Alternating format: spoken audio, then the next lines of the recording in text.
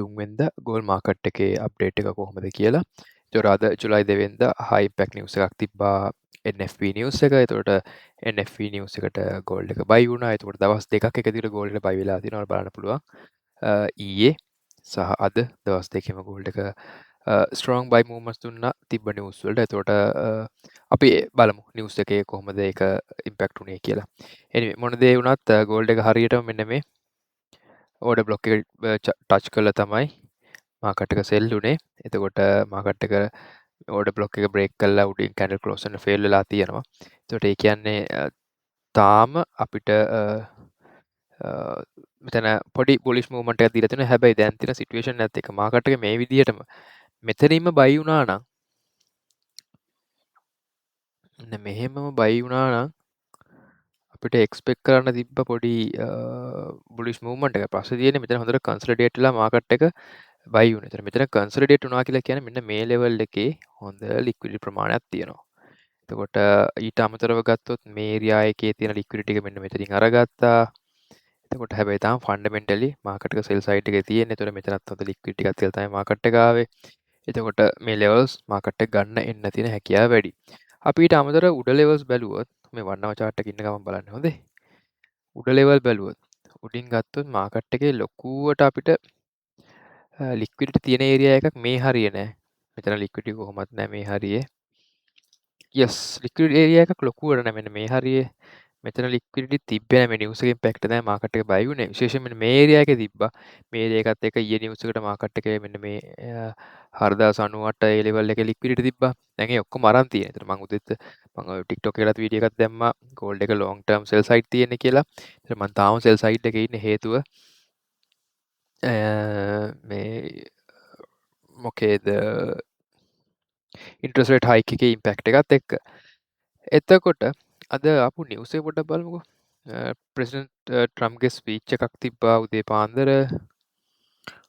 ඊට අමතරව ගත්තොත් ඇවරේජ් අවර්ලි අර්නින් එක තිබ්බා. ඒක නෝමල් එක්ස්පෙක්ටඩ් ගණන් වෙලා තිබ්බා non farm employment change. මොකද්ද මේ non farm employment change කියලා කියන්නේ? මම මෙතන chat GPT එකෙන් ඇහුවා NFP usually means non-farm payroll. US jobs report showing how many jobs were added or lost in the economy, excluding farm workers and a few other categories. ඒකල කියන්නේ NFP කියලා කියන්නේ US economy එකට කොච්චරක් රැකියා උත්පාදනය වුණාද මේ මොකද ගොවියන් සහ සවත් කැටගරි කිහිපයක් තියෙන ඒ ටික ඇරෙන්න කොච්චර ජොබ්ස් ක්‍රියේට් වුණාද කියන එක තමයි මේ non-farm employment කියලා කියන්නේ. It releases monthly and it watch closely because it can affect US dollar, stock, gold, interest rate expectation and forex market. It it so can mean natural planning. So බලමු what the impact of NFP. What the impact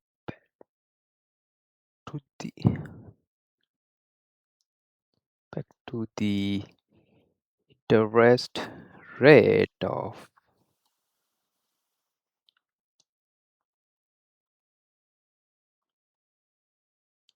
right මේක තියෙනවා NFP rates does not directly change interest rate, but it is one of the most important indicators that US Federal Reserve when deciding whether to raise cut or කියන්නේ direct impact එකක් නේ අර CPI එක වගේ.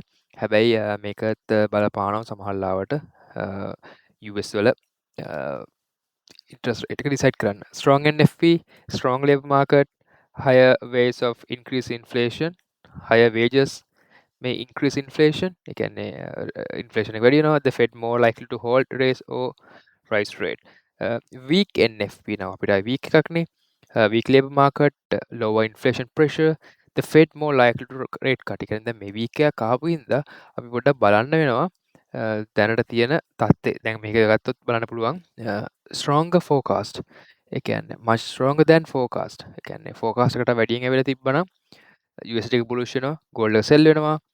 Near forecast එක සමාන වුණා natural neutral much weaker than forecast. දැන් අපි මේ නිවුස් එක ගත්තොත් බලන්න ඒගොල්ලෝ එක්ස්පෙක්ට් කරලා තියෙන 1,14,000. හැබැයි 57,000 ඇවිල්ලා තියෙනවා. almost 50%කින් අඩු වෙලා තියෙනවා. එතකොට මෙතන ඉම්පැක්ට් එක බැලුවොත් ගෝල්ඩ් එකට බුලිෂ් USD වලට bearish. එතකොට එහෙම තමයි non farm employment වල change වෙලා තියෙන්නේ. එතකොට direct impact එකක් නැති වුණත් indirect impact එකක් තියෙනවා. එතකොට අපිට පොඩ්ඩක් බලන්න පුළුවන් what is the US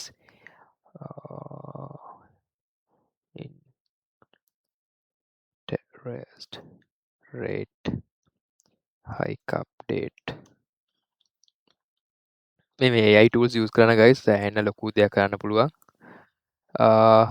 දැනට ෆන් රේට් එක 3.5යි තියෙන 25 BP හයික් එකක් 130ක probability එකක් තියෙනවා. down sharply after today NFP මෙන්න මේක තමයි වැදගත්කම. මේ expectation එකක් තිබ්බ interest rate hike එකකට යන්න. හැබැයි මේ sharply down වුණා. මෙන්න මේ NFP news එකත් එක්ක. ඒතකොට සෙප්තැම්බර් meeting එකේදී market still see the meaningful chance of rate hike with future implying roughly a 50 to 60% probability depending on income inflation and employment එක තාමත් දැන් මේ නිවුස් එකෙන් interest rate hike එකට යන්නේ නැති වෙන්න තරම් පොඩි නිවුස් එකක් ආවා. හැබැයි තව තියෙනවා incoming inflation සහ employment data තමයි බේස් කරගෙන තමයි අපිට ඉතුරු decision එක ගන්න වෙන්නේ. ඒක තමයි comprehensive long term අපිට fundamental තියෙන analyze එක. ගෝල්ඩ් එක ගත්තොත් දැන් තියෙන සිටුේෂන් එකත් එක්ක අපිට ගෝල්ඩ් එක මෙන්න මෙතන පොඩි ෆ්ලෑග් එකක් වගේ හැදුනොත් ඒතර අපිට එක්ස්පෙක්ට් කරන්න පුළුවන් ගෝල්ඩ් එක ඊළඟට මෙන්න මේ 4700 4178 කියන ලෙවල් රේජ් කරයි කියලා. ඒතර පිප්ස් 500යි තියෙන්නේ. අද දැක්කා අද 1 මිනිත් කැන්ඩල් එකට ගිහලා බැලුවොත් එහෙම ෂණික මාකට් එක බයි වුණා. හරි. මගේ නෙක්ස්ට් එක්ස්පෙක්ටේෂන් එක මාකට් එක මෙතෙන්ට එයි කියලා. එතකොට මාකට් එක මෙතෙන්ට આવොත් අපිට හොඳ එන්ට්‍රි එකක් ගන්න පුළුවන්. ඊට පස්සේ ඊට උඩින් මං ලෙවල්ස් මුකුත් මාක් කරන්න යන්නේ නැහැ. පොඩ ටයිම් ගිය හින්දා. අපි බයි එකට යනවා නම් මම මේ ලෙවල්ස් මුකුත් රෙකෝඩ් කරගන්න නැහැ බයි එකට හේතුව මේ ඒරියා එකේම තනිකර ලික්විඩිටි තියෙන. එකම එක සෝන් එකක් මම මාක් කරගන්න මෙන්න මේ 975 කියන සෝන් එක. මම මේ දෙකේ තමයි දැනට ඉන්නේ මොකද මාකට් එක ඉතර ෂුවර් නැති හින්දා. මෙන්න මේ සෝන්ස් එක විතරයි මම මාක් කරගන්නේ. වීක්ලි කැන්ඩල් එක බුලිෂ් විදියට යන්නේ, මන්ත්ලි කැන්ඩල් බුලිෂ් විදියට යන්නේ. එතකොට මේ මාකට් එක හැරලා යන තැන එච්චර හොඳ තැනක් නෙමෙයි. ඩේලි කැන්ඩල් ගත්තොත් ඩේලි එකේ හොඳ ස්ට්‍රෝං බුලිෂ් කැන්ඩල් එකක් යන්නේ. අපිට බලන්න වෙනවා මාකට් එක මෙතන උඩින් ක්ලෝස් වෙයිද කියලා. මෙතන උඩින් ක්ලෝස් වුණොත් තමයි වැඩේ කේස් වෙන්නේ.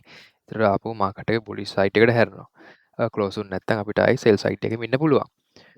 ෆෝවර් chart එකට ගිහලා බැලුවොත් ෆෝවර් chart එකේ මගේ මේන් එක්ස්පෙක්ටේෂන් එක මාකට් එක මෙන්න මේ ලෙවල් බ්‍රේක් කරන්න. හැබැයි දැනට මාකට් එක මෙන්න මේ ක්ලෝසස්ට් හයි එක බ්‍රේක් කරලා ඉතින් ඒකට පොඩි බුලිෂ් මූව්මන්ට් එකක් එන්න පුළුවන්. සමහරට ආපහු පොඩ්ඩක් පල්ලෙහාට ඇවිල්ලා 68 ලෙවල් එකට ඇවිල්ලා මාකට් එක සෙල් වෙන්නත් පුළුවන්. බලමු මේ නිවුස් ටිකේ තියෙන අප්ඩේට් එකත් එක්ක කොහොම වෙයිද කියලා.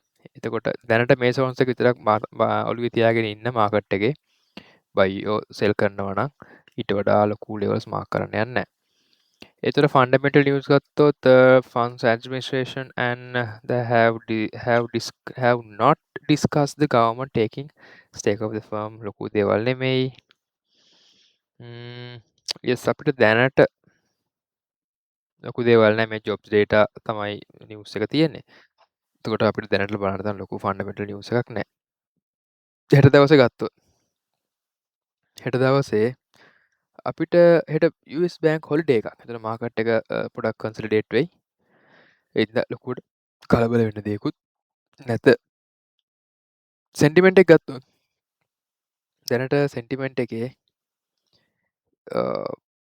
141ක් සෙල් 159ක් බයි වල ඉන්නේ. මොකද අර NFE නිවුස් එකත් එක්ක. එතකොට 159ක් බයි වල ඉන්නවා කියලා කියන නිවුස් එකත් එක්ක ගෝල්ඩ් එක ගොඩක් දුරට ආපහු පල්ලෙහාට අදී කට්ටියව ස්ටොප් සන් කරන්න. අපි ක්‍රූඩ් ඔයි බලලා වැඩක් නැහැ. ඩික්ස් චාර්ට් එක දුව ඩික්ස් චාර්ට් එක බයි වෙලා තියෙන්නේ. ඒතර මගේ ඩික්ස් චාර්ට් එකට අනුව මගේ එක්ස්පෙක්ටේෂන් එක මාකට් එක මේ මුලින් මෙන්න මේ 100 කියන ලෙවල් එක රීච් කරයි. C එකෙන් ලෙවල් එක රීච් කරලා බලමු මෙන්න මේ ලෙවල් එක රීච් කරාට පස්සේ මාකට් එක ඊළඟට මෙතන බ්‍රේක් කරොත් නෙක්ස්ට් ලෙවල් එක මෙන්න මේ තියෙන 99.4 කින් ලෙවල් එක. හැබැයි මේකෙන් බවුන්ස් බැක් වුණොත් ගෝල්ඩ් එක 4100 4200 වගේ ලෙවල් වලට ඇවිල්ලා අපහු සෙල් වෙන්න පුළුවන්. රයිට්. සෝ ඔය ටික තමයි දැනට ගෝල්ඩ් එකේ අප්ඩේට් එක තියෙන ඩික්සි chart එකත් එක්ක තියෙන සම්බන්ධය. ඇත්තටම මම අද දැම්මනේ questions දෙකක් දැම්මනේ අපේ group එකේ. ඒක පොඩ්ඩක් explain කරන්න. ඩික්සි chart එකයි ගෝල්ඩ් එක අතර සම්බන්ධ තමයි. සාමාන්‍යයෙන් ඩික්සි buy වුණොත් ගොඩක් දුරට ගෝල්ඩ් එක සෙල් වෙනවා. ඒ කියන්නේ US ඩොලර් එකයි ඩික්සි එකයි අතර සම්බන්ධයක් තියෙනවා. ඒතර ඒ සම්බන්ධයට අනුව එක්කෝ ඉන්වෙස්ටර්ස්ලා ගෝල්ඩ් වල ඉන්වෙස්ට් කරනවා නැත්නම් US ඩොලර් සහ US ෂෙයාර්ස් වල ඉන්වෙස්ට් කරනවා. එතකොට US එක ස්ට්‍රෝං වුණොත් USD එක ස්ට්‍රෝං වුණොත් ගොඩක් දුරට ඉන්වෙස්ටර්ස්ලා ගෝල්ඩ් වල තියෙන සල්ලි අයින් කරගෙන ෂෙයාර්ස් වල USD වල සල්ලි ඉන්වෙස්ට් කරනවා. ගෝල්ඩ් එක USD එක වීක් වුණොත් ගෝල්ඩ් එකේ ඩිපොසිට් කරන. එතකොට USD වීක් වුණොත් USD වලින් අයින් වෙලා ෂෙයා මාකට් එකෙන් අයින් වෙනවා කියලා කියන්නේ USD එක සෙල් වෙනවා. ඊට පස්සේ ගෝල්ඩ් වල ඉන්වෙස්ට් කරනවා කියලා කියන්නේ ගෝල්ඩ් වල ඩිමාන්ඩ් එක වැඩි වෙනවා. ගෝල්ඩ් එක බයි වෙනවා. ඕක තමයි තියෙන කෝරිලේෂන්ෂිප් එක. ඉන්වර්ස් රිලේෂන්ෂිප් එකක් තියෙන්නේ ගෝල්ඩ් සහ මේ මොකද්ද ගෝල්ඩ් සහ ඩික්සි එක අතර. ඉතින් ඕක තමයි මට කියන්න ඕනේ. ඊට අමතරව ගත්තොත් ලොකු දෙයක් නැහැ. ওই ටික තමයි තියෙන්නේ. අපි එහෙනම් හෙටත් හම්බෙමු. හැමෝටම ජය වේවා.